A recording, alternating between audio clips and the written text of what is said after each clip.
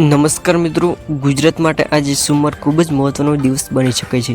જો તમે અમદાવાદ, વડોદરા, સુરત, રાજકોટ, ભાવનગર, ભરૂચ, નવસારી, વલસાડ, બનાસકાંઠા કે કચ્છમાં રહો છો તો આ વિડીયો અંત સુધી જરૂર જુઓ, કારણ કે આજે ક્યાં ભારે વરસાદ પડશે, કયા માત્ર છૂટાછવાયા ઝાપટા પડશે અને ક્યાં ગાજવીજ સાથે પવનની અસર જોવા મળી શકે છે.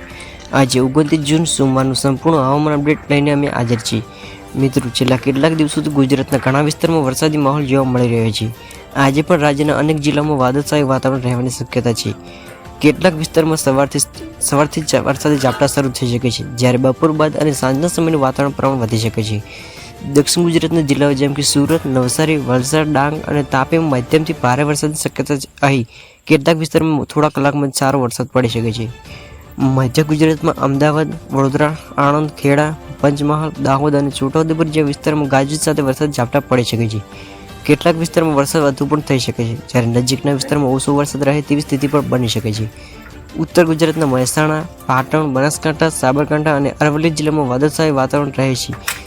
દિવસ દરમિયાન એકથી વધુ વખત વરસાદ ઝાપટા પડવાની શક્યતા વ્યક્ત કરવામાં આવી રહી છે. સૌરાષ્ટ્રમાં રાજકોટ, જામનગર, જૂનાગઢ, અમરેલી, ભાવનગર, ગીર સોમનાથ અને પોરબંદર જિલ્લામાં છૂટાછવાયા વરસાદની શક્યતા છે. કેટલાક વિસ્તારમાં ગાજવીજ સાથે વરસાદ પણ થઈ શકે છે. કચ્છ જિલ્લામાં વાદળછાયું વાતાવરણ રહેશે અને કેટલાક વિસ્તારમાં વરસાદ ઝાપટા પણ જોવા મળી શકે છે. આજે ઘણા વિસ્તારોમાં 40 થી 60 કિલોમીટર પ્રતિ કલાકની ઝડપે પવન ફૂંકાઈ શકે છે. તેથી ખુલ્લા મેદાનમાં રહેવાનું ટાળો અને વીજળીના સમયે વૃક્ષ નીચે ઊભા ન રહો. ખેડૂત મિત્રો માટે પણ આજનો દિવસ મહત્વનો છે. ખેતરમાં કામ કરતા પહેલા સ્થાનિક હવામાનની માહિતી જરૂર તપાસો. જો તમે મુસાફરી કરવા જઈ રહ્યા હોય તો રસ્તાની સ્થિતિ અને વરસાદની માહિતી ધ્યાનમાં રાખીને નીકળો. ભારે વરસાદ દરમિયાન પાણી ભરાયેલા રસ્તા પર વાહન ચાલવાનું ટાળો. મિત્રો, તમારા વિસ્તારમાં અત્યારે વરસાદ છે કે નહીં, કમેન્ટમાં તમારા જિલ્લાનું નામ જરૂર લખજો. વિડીયો ગમ્યો હોય તો લાઇક કરો, શેર કરો.